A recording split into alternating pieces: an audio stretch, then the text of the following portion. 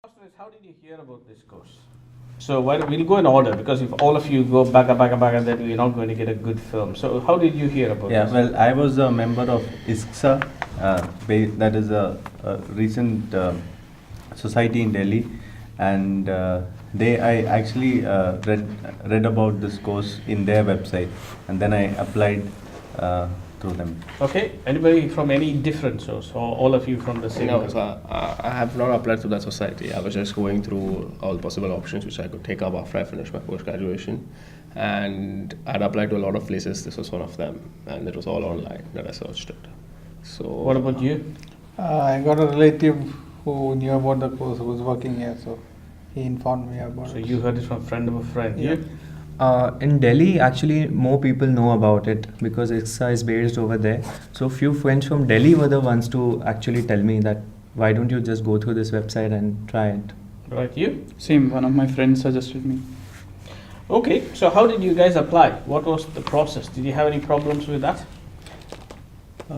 No, actually, I sent in my resume to Julia, and she responded saying she would like to have an interview, and then I turned up at the interview in Delhi, and Okay. Oh, what about the others? How did you all apply? So I had sent my resume long back, but I would have preferred if there was some acknowledgement email which I received as soon as I sent my resume. But so I'd forgotten about it, say for 7 months, and immediately after 7 months later, the email comes in that you can come in for the interview. So an acknowledgement email as soon as I sent my CV that okay, you've received it. Okay. Things about it. What about It you? was different with me. Actually, I received acknowledgement in just 3 days' time that we have received your application. So I think so. It depends more upon the timing when you yeah. apply it. Mm. So it's towards a later date if you apply. Yeah, I had you'll applied get, much earlier, so probably that's why there was no acknowledgement. What about I you? got the reply in 2 days. It was a very prompt procedure for me. So essentially, you guys sent your CV in, no problems apart Yeah. from No what you problems. mentioned on. Because I had probably applied long back, Yeah. in my second year residency I had applied. Okay, So so let's go through the interview process. What did you all think about that? I thought it was pretty fair. Where did you do it? Delhi or I Chennai? had it in Delhi, and the panel made me feel quite at ease and comfortable, and there was no pressure on me to answer anything. It was all relatively easy and straightforward. What did you think? The interview was held at Delhi. I appeared in Delhi, and it was a very comfortable atmosphere to be in. Everybody they were just asking the basic things, and in fact they were informing things of which I was not aware of, like audits and everything. So it was a very comfortable. Yeah. One good thing that which I found out was that in the email I received, it was specifically mentioned what is expected out of you in the interview. So I did not have any confusion in mind or any anxiety about, okay, what are they going to ask? There was an idea given, there was a case scenario given in an email that this is how it might happen. So as far as the anxiety for the interview, there was none. As far as the interview was concerned, it checked my knowledge of recent advances, of how I will approach a clinical situation. So I think so it was a very practical interview. Okay. No specific comments about the interview. It was a different one. I did a Skype interview. It was the first time doing a Skype interview, but it went well because the two people who were interviewing, put me at ease quite a lot at the start of it. So it was a good one. Okay, so after you guys got interviewed, how long did it take for you to hear the result? Because we didn't announce it straight away. We came back and then let you know. So how long did it take you? 2 weeks. 12 days. Yeah. 2 weeks. 2 weeks 2 weeks, thereabouts. Okay. Then the English exam. What problems did you have doing that? None really, because I had appeared for my English exam before I came for the interview. Okay. I had I- problems with my English exam because there was no center available in India. So I went all the way to Thailand to Really? give my IELTS. You went to Thailand to do Yes. your English exam. In a way, it I was. think this is an excuse. That's for something else, definitely. Though the other reason was my marriage. My What marriage was a exam week did you later, do? Yeah. so I In had Thailand? my bachelor. No, it wasn't. So I had a bachelor's as well in Thailand. So Ah, see, yeah. now Now We he's went coming for to the that. point. What about the rest? Yeah. I had trouble getting the dates for the exam, and What was the trouble? Is it that they are full or? it's basically they are full. I got a date around 6 weeks or so later, and unfortunately, probably that's a one-off event. My results they again got delayed because there was some internal assessment going on. No, for the problem for with the exam. IELTS is even if there are seats available, they wouldn't take any enrollments in the next 6 weeks duration. Okay. Yeah. So 6 So weeks you minimum have it to. takes you 6 weeks to Yes. even get a slot. Yes. So, and can you do it all over India or have? Yep, all Yeah, you over How India. many Everywhere. sectors were there? Did you find that you Plenty, could do it actually. Plenty, apart from plenty. Thailand? Yeah. More than 50 in India itself. Okay. Yeah, easily 3 per state, easily. Okay. More than 3. Yeah, more than Even three. the smaller cities, tier 2 cities, tier 3 cities are having IELTS center. Yeah. Center is not a problem, the date is. So what I thought would be a better option is to inform it at the time of interview only that you will need to appear for an IELTS if you get selected. So that at least we can book a date for IELTS, because getting a date Yeah. was a We did difficult think about situation. that, but the dilemma is if you don't get selected. Yeah. Yeah, it's a waste of money. I mean, Yeah. you can give the Put in choice. effort. So Give the choice. that's true. Yeah, Okay. But It's worthwhile there's one when- option if people don't get the IELTS exam dates and you still have to come here. There are alternatives which is accepted by the British Commission to IELTS. Those exams you get the dates as soon as early as say 2 weeks. I don't know the names of the exams. I can tell you. TOEFL. No, But not they don't TOEFL. have It's for to US. do There are that. IELTS equivalents. Yeah. Which There are can- different ways GMC takes recognition, Yeah. but the one that's the most recognized is the IELTS. IELTS. It's recognized and it's the easiest. Those exams are slightly at a higher level, Yeah. but then it's still not difficult to pass those. Okay, so then the GMC process, the application, was that easy, straightforward, Straight- online once we sponsored you guys? Yeah. It was GMC pretty was straightforward. quite straightforward. And when we went to the office in Manchester, it was like 15 minutes and we were done.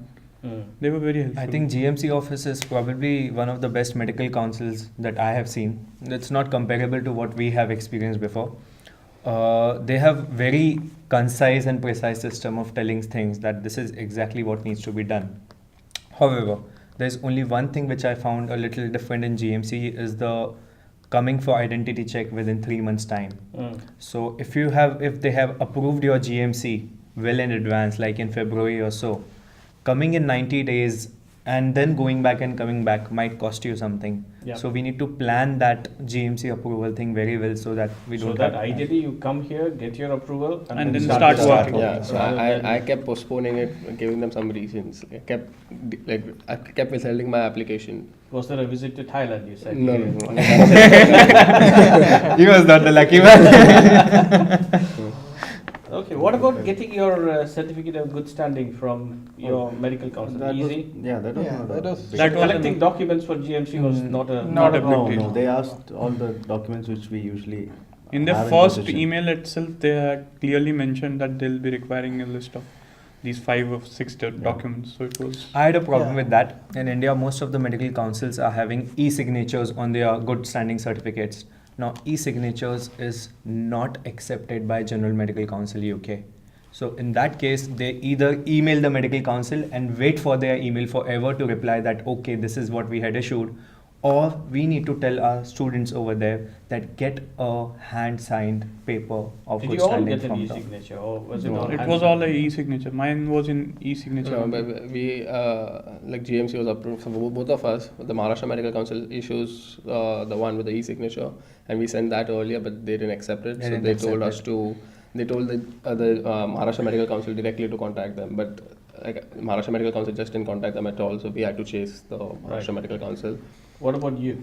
How's it in Kerala? In Kerala, it is basically hand Yeah, signed, so we didn't have an issue. But in a week's time you'll get it. Yeah. then And you what can- about yours? It's in best of interest if you apply to MCI directly. So MCI has all our numbers. Even if you register with a state, any of the state in India, MCI has our name in their register.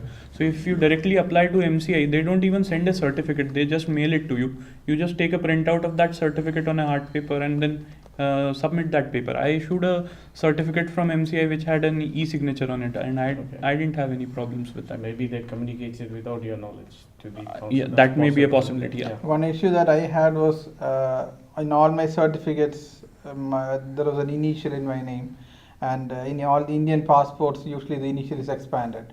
So when I submitted the papers for the GMC, they wanted that it is the one and the same certificate. So I had to run around a bit for that. So that problem Be- even I had, so because the- my name is long-winded. Yeah, but so you people are called like that back home, isn't it? You use a different So style people of with calling, yeah? initials might have to get some certificate. They asked me to get the certificate from the university, Hmm. and getting something from the university is not easy, and they wanted it within 5 days.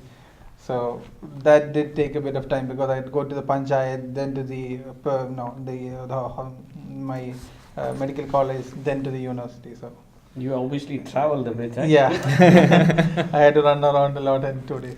Okay, so next thing I suppose is your visa to come here when you went to the British Council. Any problems with that? No, I think no. I had a fairly smooth visa So- journey. So the visa process, I think the information they have provided on their site is insufficient. There was one issue which I had. They had something called as proof of maintenance issues. So they need a certificate. For the first month, we won't be having any salaries in our hand. So they required a proof of maintenance. So it was not clearly mentioned whether they'll accept fixed deposit, because back there in India we don't usually keep our whole of our salaries like 4-5 lakh rupees in our accounts, and we usually transfer it into fixed deposits. That is how we do if we earn that much. So they require Or us under the bed? yeah, in the so pillow? so they require a sum of like it was around 1.5 lakh rupees for a period of 3 months starting from the date you apply. So for past 3 months you must be maintaining at least a sum of 1.5 lakh rupees in your account.